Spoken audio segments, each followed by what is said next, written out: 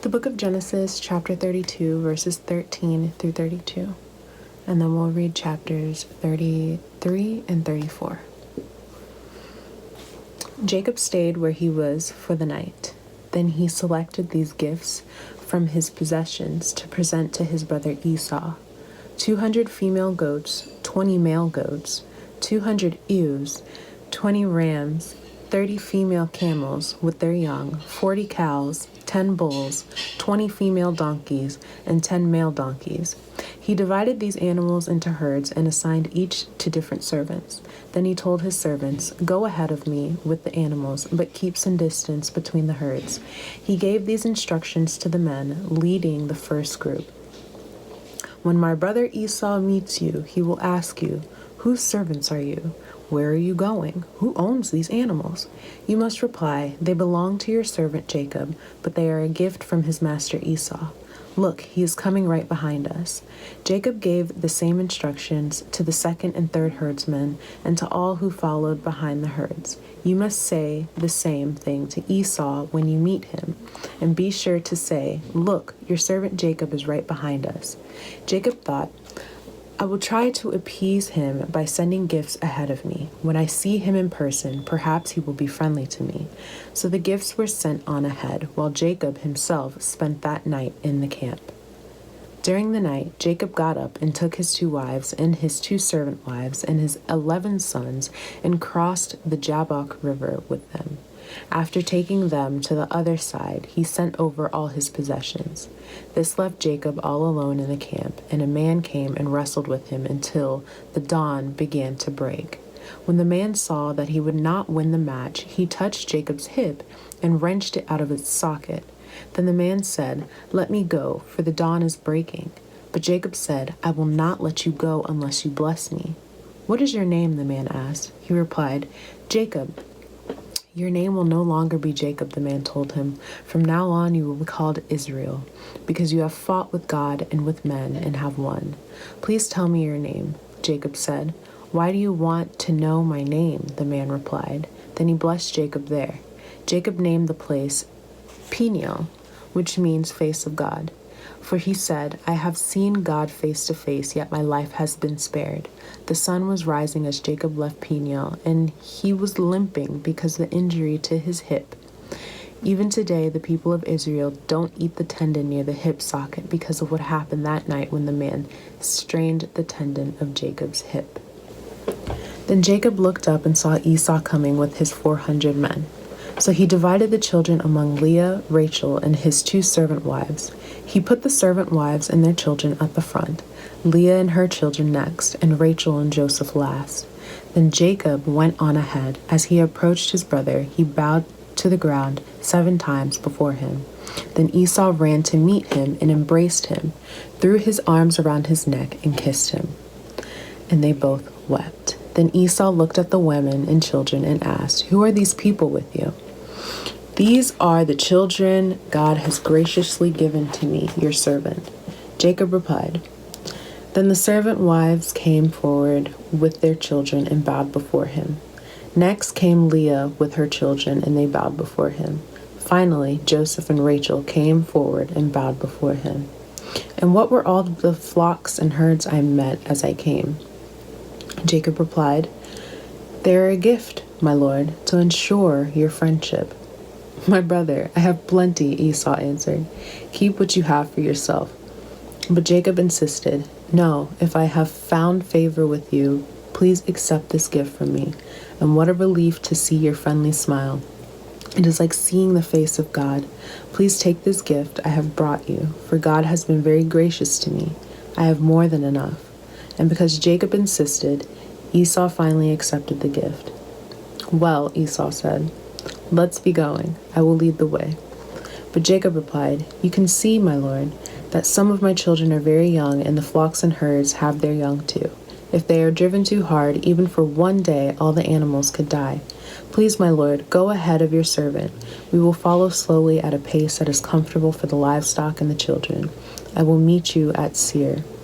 "All right," Esau said, "but at least let me assign some of my men to guide and protect you." Jacob responded, "That's not necessary. It's enough that you've received me warmly, my lord." So Esau turned around and started back to Seir that same day. Jacob, on the other hand, traveled on to Succoth. There he built himself a house and made shelters for his livestock. That is why the place was named Succoth, which means shelters. Later, having traveled all the way from Paddan Aram, Jacob arrived safely at the town of Shechem in the land of Canaan. There he set up camp outside the town. Jacob bought the plot of land where he camped from the family of Hamor, and the father of Shechem, for 100 pieces of silver. And there he built an altar and named it El Elohe Israel. El Elohe Israel. That sounds more like it. One day, Dinah, the daughter of Jacob, and Leah went to visit some of the young women who lived in the area. But when the local prince, Shechem, son of Hamor, the Hivite, saw Dinah, he seized her and raped her. But then he fell in love with her, and he tried to win her affection with tender words. He said to his father Hamor, "Get me this young girl. I want to marry her." Soon Jacob heard that Shechem had defiled his daughter, Dinah. But since his sons were out in the fields herding his livestock, he said nothing until they returned. Hamor, Shechem's father, came to discuss the matter with Jacob. Meanwhile, Jacob's sons had come in from the field as soon as they heard what had happened. They were shocked and furious that their sister had been raped. Shechem had done a disgraceful thing against Jacob's family, something that could never be done. Hamor tried to speak with Jacob and his sons. "My son Shechem is truly in love with your daughter," he said. "Please let him marry her. In fact, let's arrange other marriages too. You give us your daughters for our sons, and we will give you our daughters for your sons. And you may live among us. The land is open to you. Settle here and trade with us, and feel free to buy property in the area." Then Shechem himself spoke to Dinah's father and brothers. "Please be kind to me and let me marry her," he begged. "I will give you whatever you ask, no matter what dowry or gift you demand. I will gladly pay it. Just give me this girl as my wife." But since Shechem had defiled their sister Dinah, Jacob's sons responded deceitfully to Shechem and his father Hamor. They said to them, "We couldn't possibly allow this because you're not circumcised. It would be a disgrace for our sister to marry a man like you. But here's a solution. If every man among you will be circumcised like we are, then we will give you our daughters and will take your daughters for ourselves. We will live among you and become one people. But if you don't agree to be circumcised, we will take her and be on our way." Hamor and his son Shechem agreed to their proposal. Shechem wasted no time in acting on this request, for he wanted Jacob's daughter desperately. Shechem was a highly respected member of his family, and he went with his father Hamor to present this proposal to the leaders at the town gate. "These men are our friends," they said. "Let's invite them to live here among us and trade freely. Look, the land is large enough to hold them. We can take their daughters as wives and let them marry ours. But they will consider staying here and becoming one people with us only if all our men are circumcised just as they are. But if we do this, all their livestock and possessions will eventually be ours. Come, let's agree to the terms and let them settle here among us." So all the men in the town council agreed with Hamor and Shechem, and every male in the town was circumcised. But 3 days later, when their wounds were still sore, 2 of Jacob's sons, Simon and Levi, who were Dinah's full brothers, took their swords and entered the town without opposition. Then they slaughtered every male there, including Hamor and his son Shechem. They killed them with their swords, then took Dinah from Shechem's house and returned to their camp. Meanwhile, the rest of Jacob's sons arrived. Finding the men slaughtered, they plundered the town because their sister had been defiled there. They seized all the flocks and herds and donkeys, everything they could lay their hands on, both inside the town and outside in the fields. They looted all their wealth and plundered their houses. They also took all their little children and wives and led them away as captives. Afterward, Jacob said to Simon and Levi, "You have ruined me.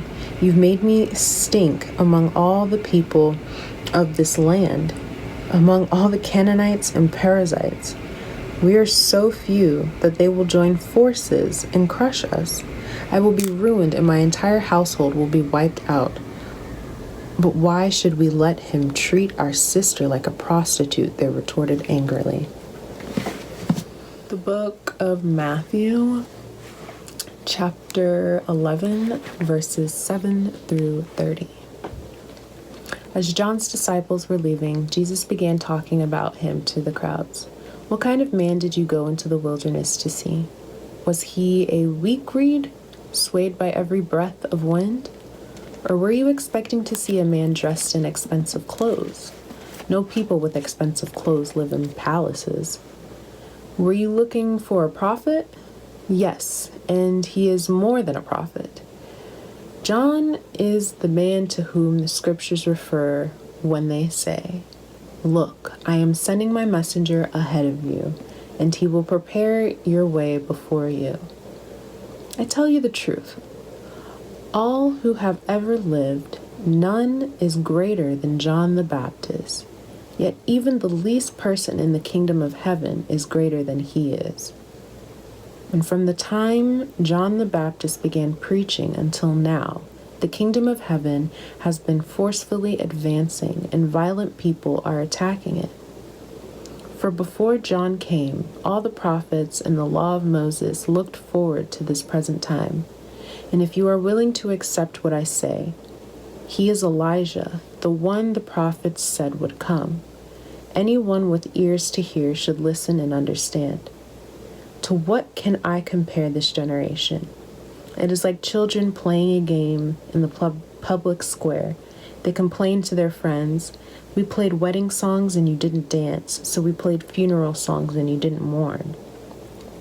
For John didn't spend his time eating and drinking, and you say he's possessed by a demon. The Son of Man, on the other hand, feasts and drinks, and you say he's a glutton and a drunkard, and a friend of tax collectors and other sinners. But wisdom is shown to be right by its results.